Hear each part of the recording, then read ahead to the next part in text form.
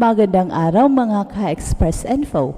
Mukhang sinundan ni Kai Sotto ang landas ni two-time NBA MVP Giannis Antetokounmpo na kung saan nung una nating nakita si Giannis sa FIBA World Cup ay napakanipis pa nito.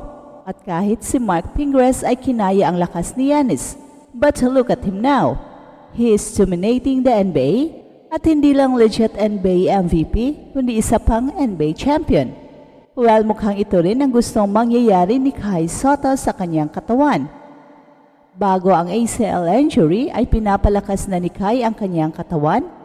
Pero ngayong nagka-injury siya ay he has all the time in the weight room at talagang sinulit niya ang pagkakataon na palakasin ang kanyang katawan.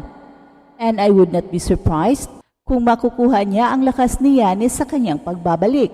Talagang malaki ang potential. Nagugulating muli ni Kai Sotto ang mundo, and especially si Giannis dahil sa kanyang napakalaking katawan na madadala niya sa pag-akyat niya sa NBA. More than anything else, ang lakas ng katawan na lang talaga ang kulang ni Kai. Forget about speed and quickness dahil limited lang talaga ang kanyang speed considering sa kanyang height.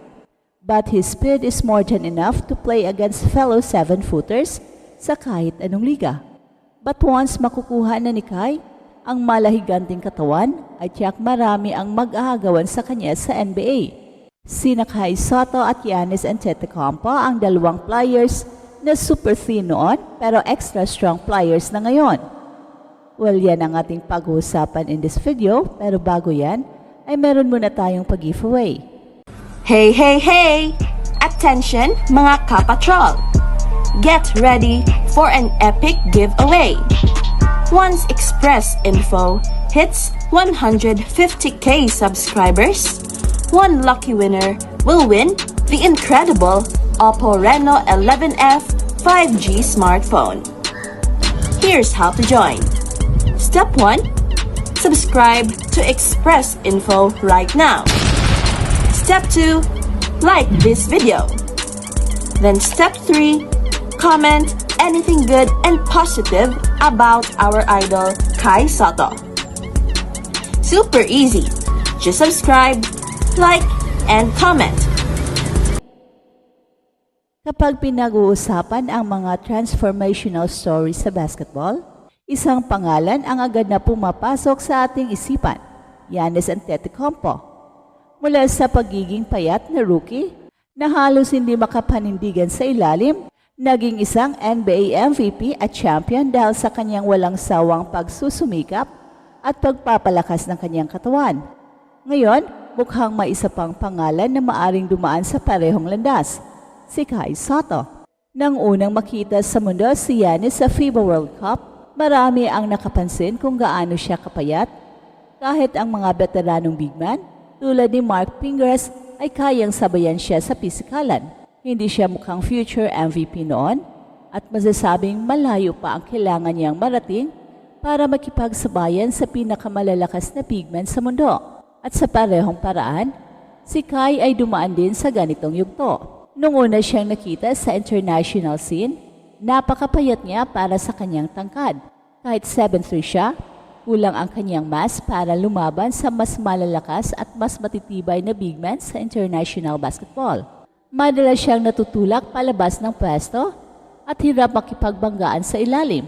Pero tulad ni Giannis, hindi siya sumuko at ginawa niya ang lahat para mapalakas ang kanyang katawan. Isa sa mga pinakamalaking issue ni Kai noon ay ang kanyang katawan. Wala nang tanong sa kanyang skills, may shooting touch siya, may passing ability, at may elite shot blocking skills. Pero sa international level, lalo na kung target niya ang NBA, hindi sapat ang pagiging skilled lang. Kailangan niya maging physical na, dominante rin. Bago pa man siya ma-injure, nagsimula na si Kai sa kanyang strength training. Pero ngayong hindi siya makakapaglaro ng ilang buwan dahil sa kanyang ACL injury, mas nagkaroon siya ng oras na itinutuon niya sa kanyang atensyon sa pagpapalakas ng kanyang katawan. Ang pinakabagong mga larawan at video update ni Kai, makikita na malaki na ang kanyang improvement sa muscle mass, mas defined na ang kanyang mga braso, balikat at core muscles. Ito ang eksaktong ginawa ni Giannis sa kanyang katawan nung nagsimula pa lang siya sa NBA. At kung si Giannis ay nag-transition mula sa pagiging payat na wing player patungo sa isang unstoppable force sa ilalim, si Kai naman ay may potential na maging isa sa pinakamahirap bantayang big man sa kanyang henerasyon.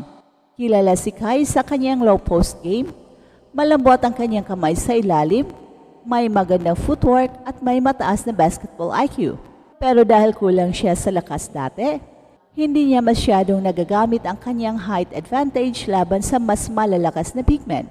At kapag matapos niya ang kanyang transformation at makuha niya ang lakas na tulad ng kay Giannis, magiging iba na ang laro niya. Hindi na siya basta madadala sa banggaan at mas magiging dominante siya sa low post.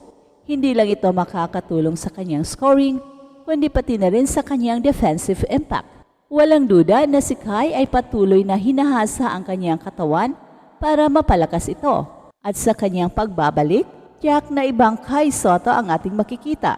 Sa mga nakaraang taon, hindi siya masyadong nabibigyan ng seryosong pagkakataon sa NBA Summer League at iba pang tryouts dahil hindi pa sapat ang kanyang pisikal na kondisyon para makipagsabayan sa pinakamalalakas na big men sa mundo. Pero kung ang pagbabagong ito ay magpapatuloy, hindi malayong maraming NBA teams ang papansin sa kanya. Hindi lang dahil sa kanyang height, kundi dahil sa kanyang improved strength. Tandaan natin na kahit ang pinakamagagaling na center sa NBA, tulad ni Nikola Jokic, Joel Embiid, at Rudy Gobert ay hindi lang nakadepende sa kanilang tangkad, lahat sila ay may solidong katawan na kayang makipagbanggaan sa pinakamabibigat na physical na laro. Kung si Kai ay magpapatuloy sa kanyang transformation, tiyak na maraming NBA teams ang magkaka-interest sa kanya. At kapag dumating ang araw na yon, malamang na makukuha niya ang kanyang matagal ng pangarap na makapasok sa NBA. Nung unang lumabas ang mga larawan ni Giannis na nagpakita ng kanyang muscle gains, nagulat ang buong basketball world. Ngayon, tila ganun din ang nangyayari kay Kai Sotto. Ang dating payat at mahina sa banggaan ay unti-unti nang nagiging isang halimaw sa ilalim. At kung magpapatuloy ang kanyang transformation, maaring dumating ang araw na kahit si Giannis mismo ay magulat sa kanyang naging improvement. Mula sa pagiging super thin na player, siya ay magiging extra strong na big man na kayang makipagsabayan sa kahit sinong kalaban sa court. Sa mundo ng basketball, ang sipag at determinasyon ang magdidikta ng kapalaran ng isang manlalaro. Kung si Giannis ay nagawang gawing MVP caliber player ang kanyang katawan, bakit hindi si Kai Sotto? Ang kailangan lang niya ay magpapatuloy sa kanyang pagsisikap at tiyak na may naghihintay na malaking tagumpay sa kanya. Sa kanyang pagbabalik, aasahan natin na isang bagong Kai Sotto ang ating makikita, mas malakas, mas matibay at mas handa sa hamon ng NBA.